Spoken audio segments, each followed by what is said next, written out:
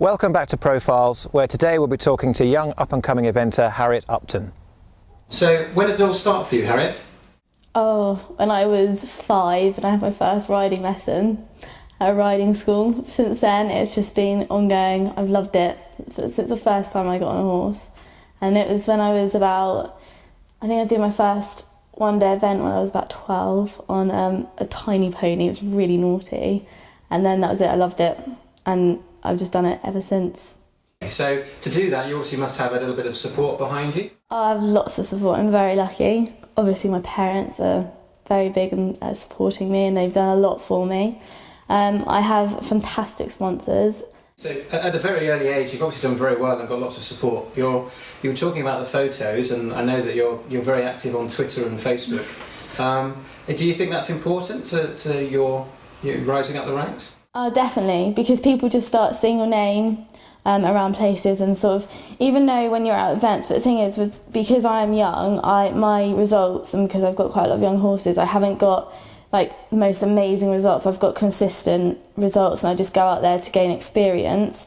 And I think if I didn't have the Twitter or the Facebook, I probably would know like half the people I've met through there, and then sort of events you then go and introduce yourself. And that's really how I've become to meet people. But I think it's so important for just to get your name out there, and because you do a lot of riding but no one actually knows what you're like as a person. I think when people start to realise what you're like as a person, they want to know more about you and sort of what you're doing. And one of the things that obviously I'm aware of, having worked with lots of different riders, is that just as the competing is very, very important, having good horses, it's obviously also very important to run a good business, and that the face of the business, i.e. you, is something that is very attractive to sponsors and everything else, so yeah, it must be a very important thing. So you've come out of school now then, and how's it going to work? Well, it's just riding every horse in sight basically at the moment, but because I have no one else at home to help me, my mum and dad work full time, and I do have a brother, but he's completely different. He's very academic and a city boy. So I have my own way of doing things at home. I sort of have this little routine throughout my day, and I do my horses, and then sometimes I work a half day at either Fiona Bigwood, Olympic dressage rider, or Alice Dunstan's. I help her out a lot, and I sort of just do the half day so that then I can do my 5 horses either like in the morning or the afternoon. It kind of works out, so it's a lot of work to do, but it's fun. I enjoy it. I don't mind being really busy. I know through teaching you that you're very, very focused on where you're going. But so what would the aims in the next few years be? Well, definitely just going up the ranks really. But just got to keep going. Just keep, even if if I'm not progressing like every moment, but just to keep consistently going up. Really, what I really want to do is do the 2016 Olympics in Rio. I really want to do that, and everyone laughs at the fact that I say that now because I am young and saying that. Everyone says it's just dreams, but I've set that goal, and I'm going to try my best to get there, and just keep the training up, keep going to these events, just keep going and see what happens.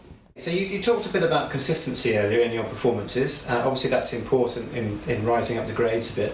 What sort of things do you work on to keep that consistency? I have a programme sort of throughout the week. I do it every Sunday evening. I look at my diary and set out what they need to do throughout the week, and I always give them sort of one day off a week. And sometimes that ties in with like if I'm going to an event on like a Sunday or Saturday, I normally make that the day off for the rest of the horses. But I make sure that each horse gets enough amount of lessons with people, because I think I use a variety of trainers. And I make sure that for me as well, because I need to learn, I don't know everything at all, so I need to keep learning to be able to bring them on. So I make sure I put in regular training sessions as well. And I just really keep going, but also make sure they hack and they gallop, they do all the things, so they don't get bored. And then just go to the events. I never go out thinking, I've got to win. I go out thinking, I want the horse to go well, I want to ride well, and if that means a win, that's fantastic. But I'd rather everything went well and it was all consistent than like one phase not being very good. and then the other 2 being good. Sort of, that's really what I think about when I go out. I know there's some top riders that you take things from specifically. Do you look at them, or does anybody you work with who might provide you with some assistance? Well, I have a lot of training. I have training with Tina Cook, and she's the one that really she mentors me as well. And she always says to me, just keep working. She's like, the results will come. It doesn't matter. It's about getting you right, the horse right, and then that's when the results will come. I admire her so much because she keeps such a level head and she works so hard. And I think that's really what I take from her. And when she goes out to competitions, she said, don't get psyched out about everyone else, because you can get people that try and put the pressure on you.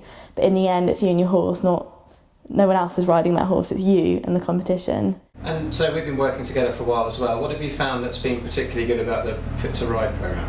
Well, you've helped me understand how my horse works and how I affect how my horse works, especially with the coloured mare, who is quite a tricky horse, and she needs a lot of riding, but you can't override her. And you helped me understand how I can help her in her technique through changing me, not by changing her, it's by changing me that will help her.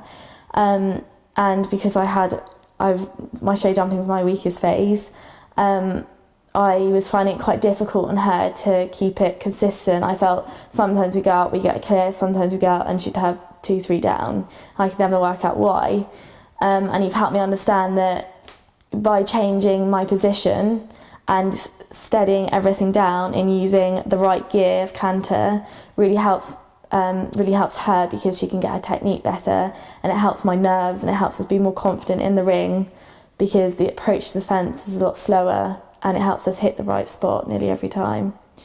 And really, it's just made me a better rider. Every horse I ride now, I take everything you've said and think about my position, and it helps every horse I ride.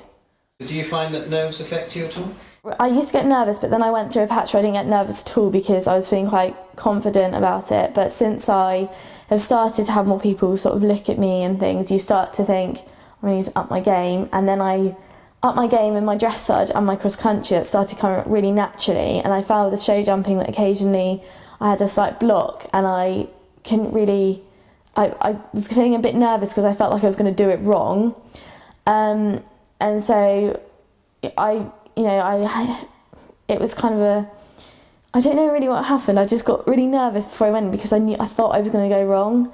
And then I would really worry about the horse, about getting it in deep, about getting it too far away, and then they'd have to chip it. And then I'd panic about it, but then it would go wrong.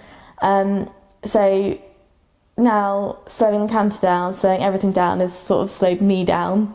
And now I go into the arena and think, it's just schooling a horse. And I think it's helped by having youngsters, because I am just schooling the horse, and I just school the horse round, and I just stay really relaxed. And if I do at any point get really nervous, I just take a few deep breaths and just remember what you say about taking it really slowly and just remaining calm. And that's kind of how I deal with it. I mean, nerves are good. Okay, so one of the things we've obviously looked at with that is having a process or a sequence to your jumping, and as you say, having a bit more time than you think, and then that's helped? Yeah, no, definitely, because she's quite an onward horse, the colours as well. She can come around the turn and she can just want to sort of go at the fence quite a lot. But by using your techniques about, tilting the pelvis and using that slight half halt instead of the rein, because she used to sort of fight against the rein, it's now made her sort of listen to me a lot more and be more in tune with me. So now we're together in the arena, not her trying to gallop off one direction and me trying to say wait. It's really nice. It's gone a lot smoother. So yeah, no, it's a lot better. Okay, well, thank you very much, Harriet, and we look forward to seeing how you progress. Wonderful, yeah.